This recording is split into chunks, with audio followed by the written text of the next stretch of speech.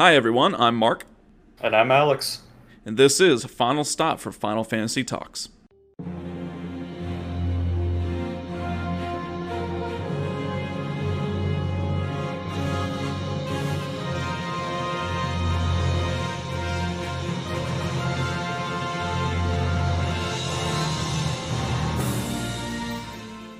Welcome everyone. We're on episode 6 here of Final Stop for Final Fantasy Talks, and Alex and I, we are quite excited because we are starting our Final Fantasy 9 series, which is great because, we kind of did Final Fantasy 12, but it was only 3 episodes. It was kind of just our get a feel, of the whole podcast deal. But with Final Fantasy 9, we are going to get real fun with it because Gonna we get in are, depth. yeah, real in depth. Because when we started to plan this, I went to Alex and I was like, why don't we we're not going to call it a walkthrough because it's not a walkthrough. It's not going to be like, you have to do this here, blah, blah, blah. But we're going to just go in sequence of the game, instead of bouncing around different ideas like, oh, chocobos, oh, XYZ, whatever. We're just going to kind of keep it in lines with the story, and then we might stop and talk about some different things here and there for, specific episodes to get a little bit more in depth. But I think it's a great idea. I think it's going to be good, just kind of going in order. And what I'm going to try to do, I did not get a chance, but what I'm going to try to do is I'm going to try to, each time we do one of these episodes, I'm going to try to play up to that where we stopped, doing everything. So that way I'm kind of following along. I just did play through Final Fantasy 9 pretty much all the way, but still, like, doing this, Yeah. I breezed through it. I got so much to do, and so we're going to be talking about all kinds of cool stuff. There's a lot to do in this game, that's for sure. So it's kind of like, especially with a lot of the little side quests and mini games and things Yeah, like that we kind of mentioned earlier. It's going to be in depth. It's going to be fun to talk about. absolutely. And like you said, we're going to be tying in some things from previous episodes, especially the mini games and all that. And so let's kick it off. So, intro scenes. I will say, the one thing I've missed the most as Final Fantasy has progressed is they don't really do as many cinematics. Like 7, 8, 9, Yeah. man, they were all about it. So many. 10, 10, Yeah. 2 actually had quite a bit as well. 12 actually had a lot, but that was a little different. But it started going towards just in-game graphic kind of cutscenes. And it's like, come on, man, where's the cinematics? So what was your thoughts on the intro scenes? This one, I thought that, especially you could tell from the intro. It was kind of an intense, intro FMV, I guess you could say. Right. And I just thought it was cool how this game in general, you could already tell from the intro scenes in the intro FMV that it was so much more of a, really put the fantasy in Final Fantasy. It was like going back to the old school roots of castles and kingdoms Yeah. and really really weird characters and strange species and things Yeah. like that. It was just awesome. So you could kind of get that feel from the intro scenes. Absolutely. It kind of really set the tone of the world that you'll be Yeah. playing in. And I agree, man. I like that. That's, when I think of Final Fantasy, especially if we're thinking kind of just older school, that's what you think, right? You kind of think of like major cities, powerful nations, and all these other Yeah. things, and it's just it's really cool. I love the scenes as well, and just like I pretty much said, cinematics in general, man, I love them. They're awesome, and Yeah. because here's the other thing too, like when I play through these, we grew up playing this. And Oh yeah. so, fun fact here for Alex and I is I remember we got our hands on Final Fantasy 9 whenever that was. I don't know, 4th, 5th grade for us. And Yeah. we had a sleepover at Alex's house and we stayed up all night and we were so stoked because we made it through disc 1. Yeah, You well, know? that was intense because, anybody who's played this game before, that some crazy things start to happen at the end of disc Absolutely. one. And we would just try to basically get as far as we could in like one evening or one afternoon or whatever, we would just play Final Fantasy. We would stick to one game and just play that all night. Yeah, bust out those vanilla Coca-Colas, man, and just go for it. And it was awesome because Exactly. that's the thing. This one, I know we're kind of getting off topic here, but this one just real great for kind of just surprises, and it's full of it. So, all right, first battle, right? So Yeah, Zidane, he's in the theater ship. First battle. It's quite interesting, isn't it? It's pretty it's funny. really weird. Yeah, Yeah. it was very strange. I mean, why the heck did Baku have a dragon head? First of all, like it's just so That's the weird. thing. It was so funny. And then at the very beginning too, he does like a roar like a dragon too, Yeah, like "Roar," and it's like, how did he even do that? But yeah, it is really weird because I guess it was like supposed to be a training session, but I mean, the fact that none of them knew that it was actually Baku, even though he was wearing like aside from the dragon, yeah. hat thing or whatever, the mask. He was wearing all his normal clothes, and we're just fighting this thing as if it's an actual like enemy or something. Yeah, it's so strange. Like Really at first funny. you think it's maybe stuck on his head, but yeah, then the roar, it's like, okay, you're just pretending, okay? But so battle system, it's very traditional up to that point. It's Yeah. turn based. I will say Final Fantasy 9. Oh my gosh, does it drag its feet? You're just sitting Oh, there staring I was at gonna that bar say, to fill up, and it's like, well, I'll go grab a cup of coffee real quick while I got some I time. know. Yeah, the But ATB speed is so yeah, slow. and I mean, I kind of understand it because you get four characters in this one, which is that's new, and I'm pretty sure that's the only Final Fantasy in which you get to have four party members in. So that's pretty cool. I gotta say, so I think six Oh, had okay. four, See, and but I got no we knowledge didn't before really play seven. those ones too much. Yeah. Yeah, So, anyways, and so maybe that's why it's slower. I don't know, but what do you think about the all thief team that they start you with? I loved it. I mean, honestly, like Blank was always one of my favorite characters. Yeah, And I always kind of thought it was a shame, especially, it would have been nice to actually have him as a permanent character, even though, like, he was basically the same as Zidane, which right. is steal and stuff. But he was just a cool He character. was a cool blindfolded Um, or whatever. Right? I don't even know. I don't know what that is. It's like a belt over his eyes. It's Yeah, really weird. Kind of going back to, this game, just the characters and the costume design and all that kind of stuff was so it's out there, fantasy. man. Yeah, it It's was out so there. bizarre. Yeah. Well, taking it the other route, the Cinna, the poor Cinna, he's so terrible.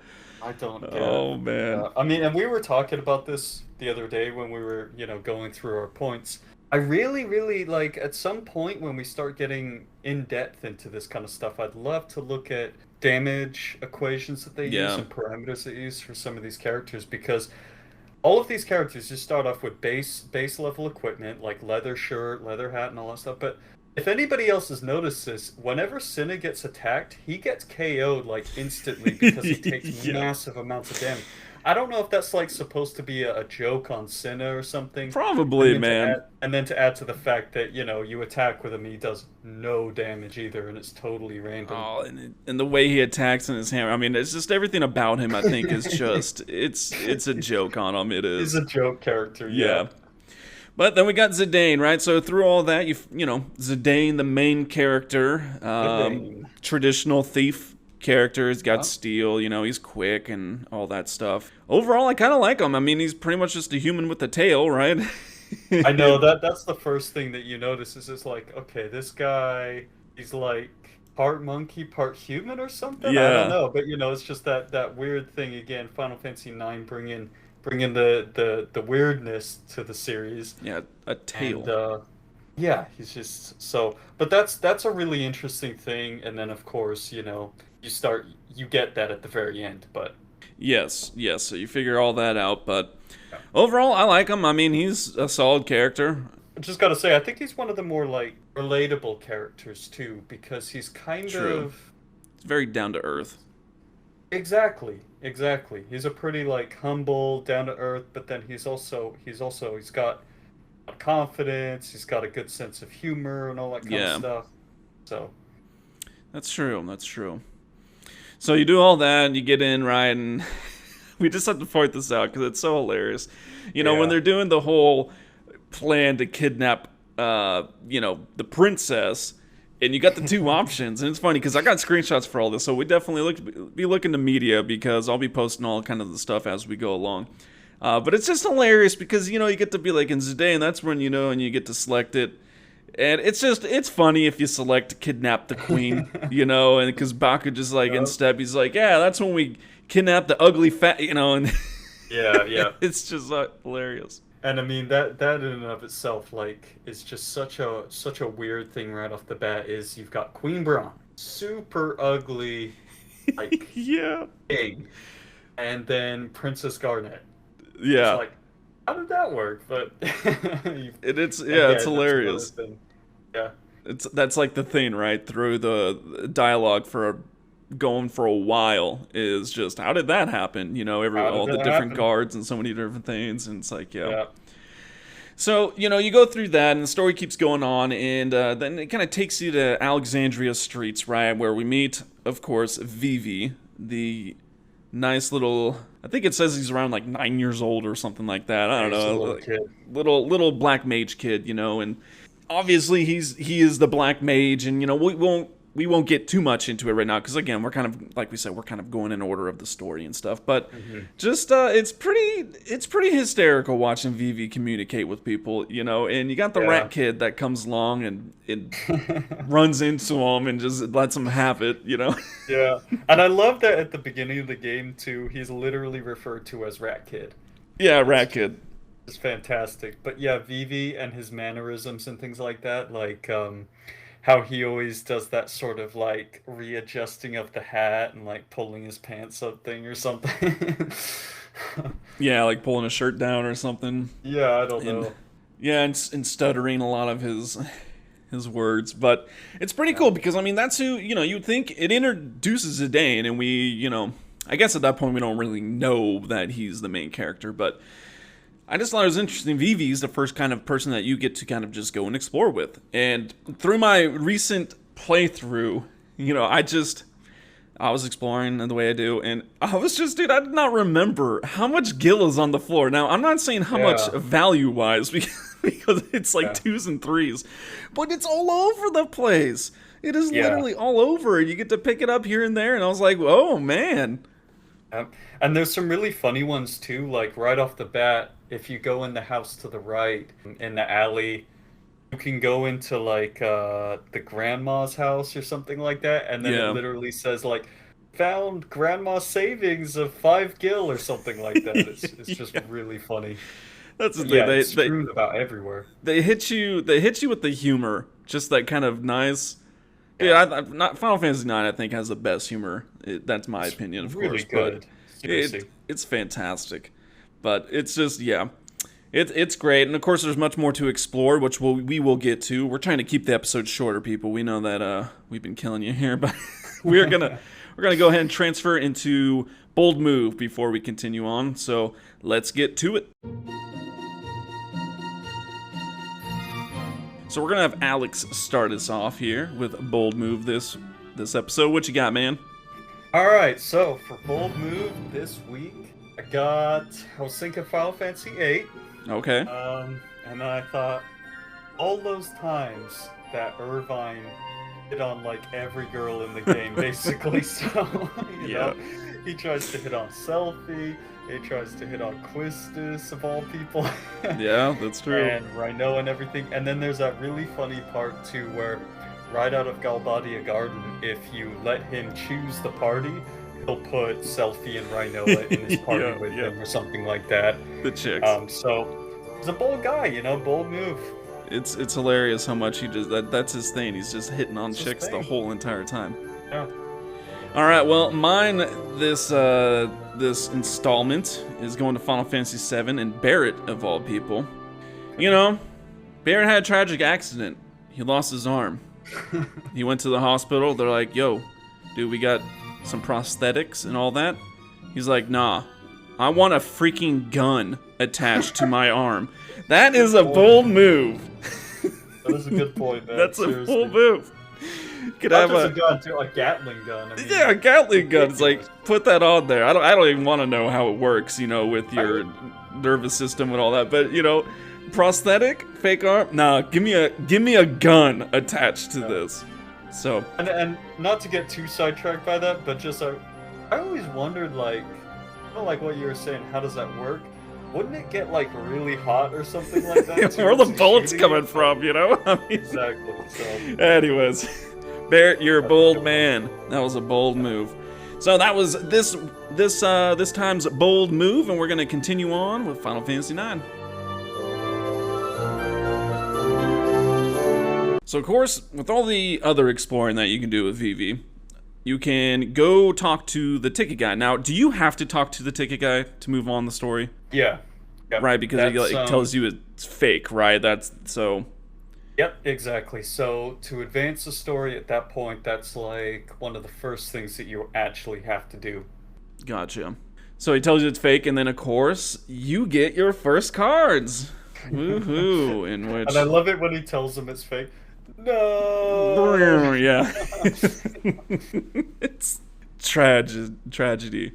So yeah, you know, if you listen to our mini game series on Final Fantasy IX, of course we got into Tetra Master, and you know, of course we compared it to Triple Triad, and we're just not even going to go there right now. But Triple Triad, I would say it was much easier in the beginning, especially because you got some strong cards. This, dude, this game was a lot harder in my opinion. Tetra Master that Yeah. is in the beginning. Yeah, and not only is it harder, it's like there's not even really much of an incentive to actually play the game because, you know, when you think about it compared to Final Fantasy VIII and Triple Triad, for that, you know, you can use card mod and True. all that kind of stuff to get items. This game is like completely a side quest, and yeah, you have a Yeah. lot of cards, and I think the artwork on the cards is pretty cool, and It is. the monsters and things like that. But you're right, it's incredibly frustrating game to play sometimes. It is. And, you know, we have on there that stronger cards are handy. And, of course, there are some beginning ones that you can get that we'll get to in a moment. But going through this, and, you know, we're like, we don't want to stop and just talk about Tetra Master, you know, in depth. But I will say something we didn't get to on the minigame series is kind of just the stat explanation right on the bottom. Because even, you know, going back to it in my recent playthrough, I had to look it up because I was like, man, I don't remember what is all that at the bottom. You know, I'm like, I know it means something, I just couldn't remember. And so we're just gonna go through it, and I'm gonna give you a scenario too as why Tetra Master sucks. So the Exactly. first value on the card is power, right? So kind of like your attack. That's what it is. Of course, all the values, they all range from 0 to F. So, you know, 0, 1, 2, 3, 4, 5, 9, and then A through F. Yeah, I think it's is that called hexadecimal system or something like that? But I think so, yeah. yeah. So that's what you got. I will say, and we touched on this, the cool thing about this is your cards can grow, and so they can increase in power, which is pretty cool. Anyways, second value is kind of like the card class. So you got P, which is battle, physical battle rather. You got M, magical. You got X, which is flexible. Now, the difference is that X being flexible, it attacks the lower of the two defenses, which we'll get to here in a moment. And then the last one, which, man, it was on all the info. It says A, assault battle class. We were talking when I was looking this up, and I can't really remember seeing an A ever. I don't think I've ever had that either. You must use a card like you probably have to use it a lot to get it to actually upgrade to that. So, I don't know. And with Assault, it attacks the lowest value on the card, so it can even attack the power value rather than the defenses. So that's the second value. Third value is physical defense. Fourth value, magical. So that's the stats, right? And so if you got all zeros, well, you're starting out. so, Yeah. so here is a scenario in which frustrates Alex, and if you've ever played this, you have absolutely encountered this as well. And Everybody's had this happen. we've been wondering forever, why does this happen? Why does my much stronger card lose to a much weaker card? You know, you just can't figure it out. I mean, you think about it in Triple Triad, where, you know, you have an A card going against a 1, and your A card loses, and it's like, how did that happen? Or you know, even just like a 2 attack, how often it loses to like a 0 defense or something, Yeah. it just baffles me. It's insane. And so I dug into this, and I figured out how the game does it. So I read about it, and here we're just going to throw something at you, right? So I know it's going to be a lot of numbers. Try to follow along. I'm going to try to break it down as easy as possible. So say you have card A attacking. Let's just say that is I don't know, freaking Ultima Sword. I don't even know if that is a card, but you got an Ultima Sword. And it's got a 5 power, so its attack is 5, right? That's the value. Now, the other weird thing with this is even in all these values, they range. So, for instance, with a 5 power card, it can do as little as 80 and as much as 95. So, it's kind of a range, right? So, what the game does is it takes a random value within that range. So, that's what it does first, right? So, in this case, from 80 to 95, let's just say it picks 85, right? Just kind of at random. Then what it does is it takes another random value between 0 and that first value that was selected. So in this example, it's taken a random value between 0 and 85. Let's just say 71, right? I mean, it could be anything. Let's just say 71. Then it subtracts the two. So it takes the first value, in our case 85, it subtracts the second random value, in our case 71, and then that is the attack. So that's the attack chosen, in our case 14, right? Not the 80 to 95 that you would assume that it would be, right? No, there's a whole... Why would you do that? That's too simple. So 14 attack. Okay. Let's take card B. Let's say a goblin. Ooh, it's defending, right? It's defending itself. Let's say its defense is 1, much lower than 5. Its value ranges from 16 to 31. So, I mean, it is much weaker. Same thing. We're picking a random value from 16 to 31. Let's just say 23, okay? Then we're taking another random value from 0 to that first value pick, 23. Let's just say 3 in this case. We have to subtract our values. So 23 minus 3. Its defense is 20. Boom. Freaking Ultima Blade just lost to a goblin because of randomness. Because we had 14 attack versus 20 defense. And it's like... Yeah. And you just get these things. And you're like, how is this possible? You know what I mean? Yeah. It's so frustrating. Exactly. It's just the fact that it can happen. And I mean, I don't know. In my experience, it's like maybe I've just had some unlucky days, but Absolutely. it seems to happen a lot, man. Dude, I mean, it seems to happen so more long. than not. Exactly. Why it's so frustrating too is that, I'll save a powerful card to the end, Yeah. specifically in the hopes that it should, that it's Like like, your anchor. yeah, right, should be a high probability of winning against this card, which should, all the arrows are pointing at other cards, so you Yeah. should get that chain effect. And then it loses. And It's then it like, loses. Oh, great. Okay, sweet. It's that's the thing, and of course we'll get into more, Tetra Master as we go on. But that is just the thing. There is too much variability. I mean, it's even to the point where you could have an F power, and it could lose to a 0 defense if the values are just line up. You know what I mean? Like, it is ridiculous that can happen. So, anyways, wanted to break that down because that's something that we learned, and it's like, oh, okay, so that's what's actually happened. So wanted to share that. Moving on though, keeping it to kind of cards in the beginning. So what are some quick, easy card treasures we can find? Okay, so after you get the first cards from the ticket booth, which of course I think is goblin, skeleton, fang, Yeah.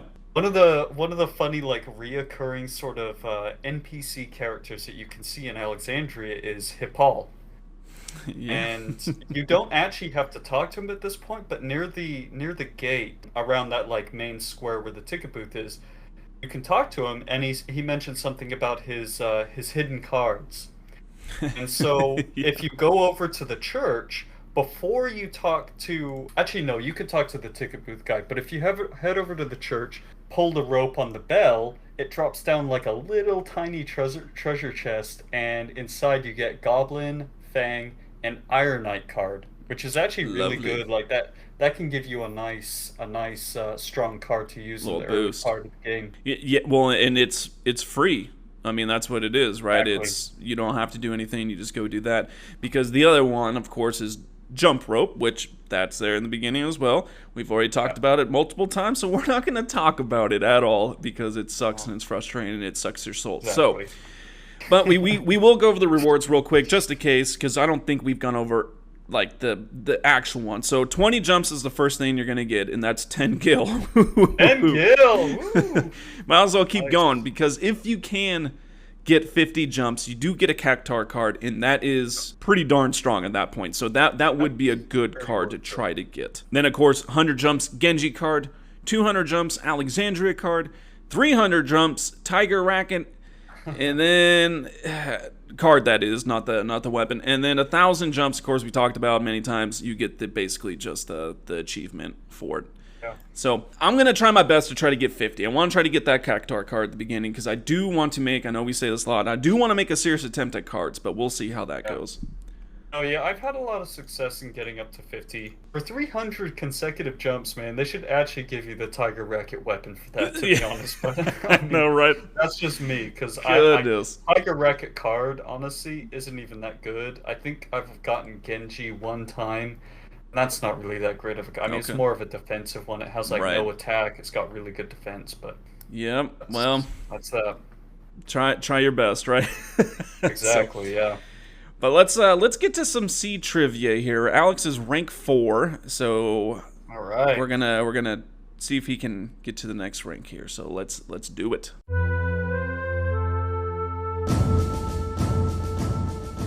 So our rank 5 test that we got, I tried not to get too hard with these, but it's just, you know, what I do is I grab my fat stack of strategy guides and I just start digging, and it's, some of them come to my mind, but Yeah. all right, man, starting it off nice and easy. Okay. I'm gonna try not to laugh too much on some of these. Final Fantasy 12.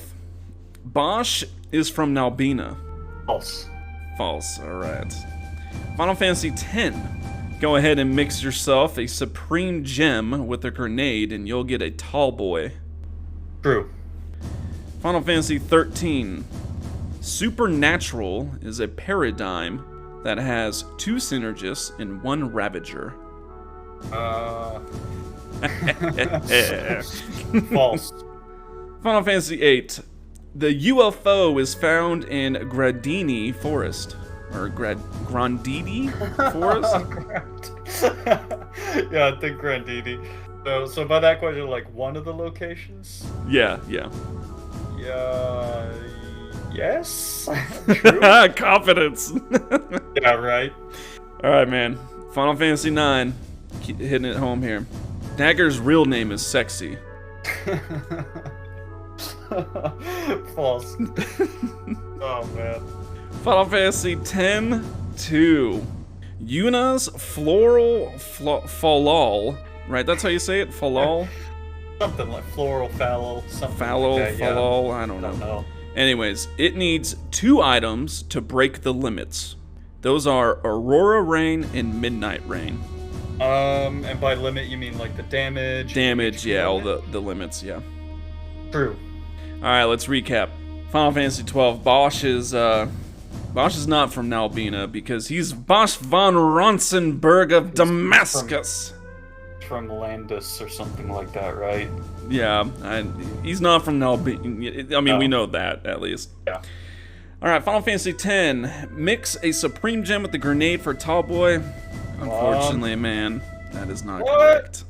What is it, a cluster bomb? You have to... I don't know what that makes, but if you mix a Supreme Gem, it has to be mixed with either... I mean, you got Bomb Core, Bomb Fragment, Fire Gem, or Electro Marble, and that'll give you a Tallboy.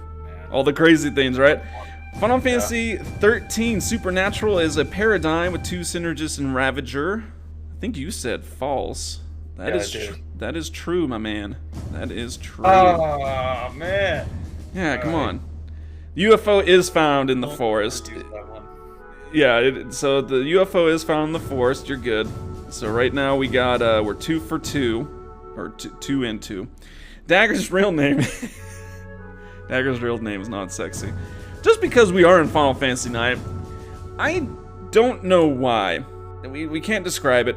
Final Fantasy IX, I never rename the characters in anything, ever. I just always keep them. But for whatever reason, one playthrough, I pretty much redid everyone's name, almost, except for, like, Vivi and Zidane, I think. Yeah. And, you know, being a young lad, Dagger was, I mean, come on, you guys see those graphics? Dagger was named Sexy. And what? Cuna was fatso. Red, So. Red was hippie. Freya was ugly. Yeah, very, yeah. very creative I just things. loved. I know, right? I just loved Queena Fatso. It's Fatso. so ridiculous, man. Yeah.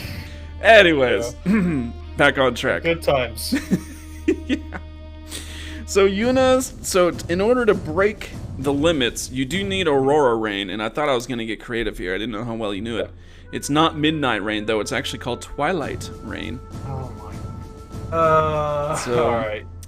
So that's a fail. So unfortunately, you failed, man. You're still seed rank 4. Wow. What a loser! Man, that was tough, dude. I That picked some was tough really ones. tough. Yeah, I picked I some knew tough it was ones. 2 items, and that sounded legit. Oh, dude, and I mean, then- once you get into the grenades, though, too, on going back to Oh. 10, like, it's just, there are so many different combos for so many different Seriously. grenades, man. It's, yeah, Ball Boy sounded correct because I know that if you mix a lot of things with grenade, it's like cluster bomb or tall boy, or, Yeah. along those lines. And then with that paradigm too, dude. That is literally a paradigm I've never used. No, I've because never used that It's really either. hard to stabilize the gauge with that, so Yeah. I just never use it. But yeah. hey, So, oh well. that's what we got. Seed rank 5 test failed. Yeah. He's gonna remain seed rank 4. So let's go ahead, go back to Final Fantasy Harsh. 9 and finish that up.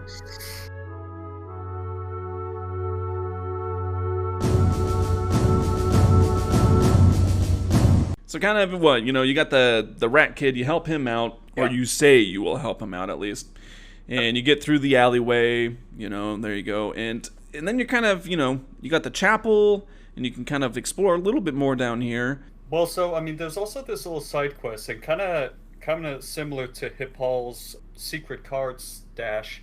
This was a little side quest that I never knew about, especially the first, times that I played this game. Yeah. But basically, there's a character, an NPC character named Tom, this little kid that's kind of over by the docks, by the chapel. Yep. If you kind of go over there, there's like those planks of wood and everything, and he's at the end of one of them, and he says he's lost his cat.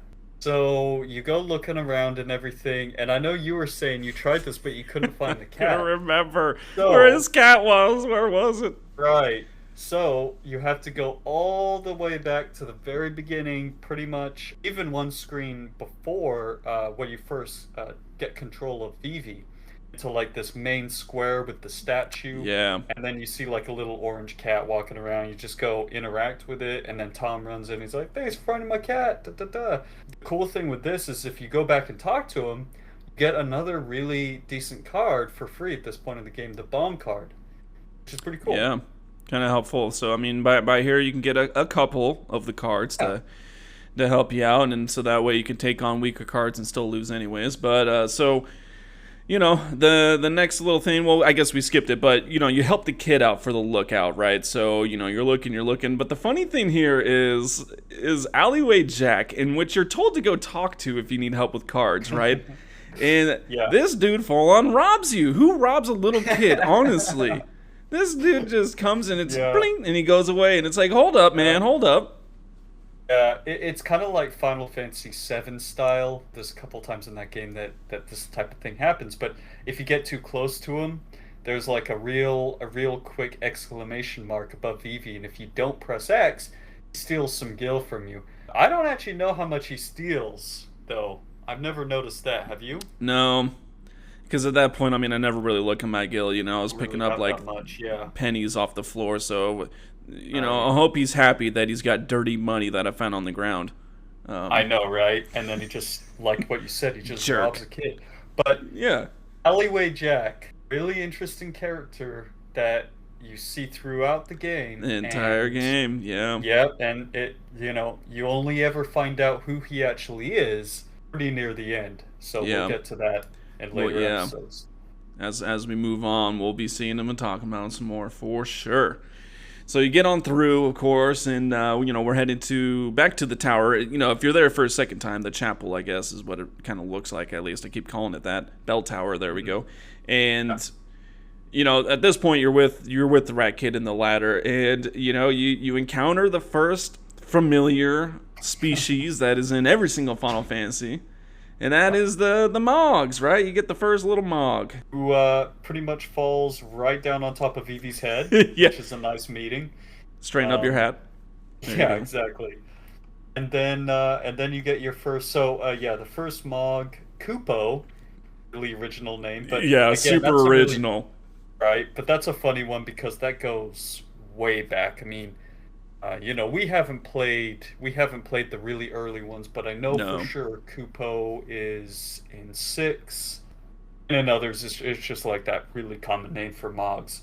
And Yeah. you get your first little introduction into Mognet. Yeah, yeah. So Mognet, right? You got the mail from the Mogs, and at first it's pretty easy. It's pretty Yeah, much you get one, you go through the story, you encounter one, that's the one you need to hand it to. They give you one, so yeah, on and so forth. But it starts to crisscross and get all over the place, and so we'll kind of get more into that the further we get in because, like I said, the beginning it's super linear. I mean, it's yeah. just you encounter the Mogs as you go. But remember to always check that mail option, is what it is. And it's pretty funny, too, because, and we'll get into this in the next episode as well, even if you don't have a letter form, select the mail because sometimes you get mail, right? And Yeah, so yeah. you gotta still select it. And so it's kind of just interesting.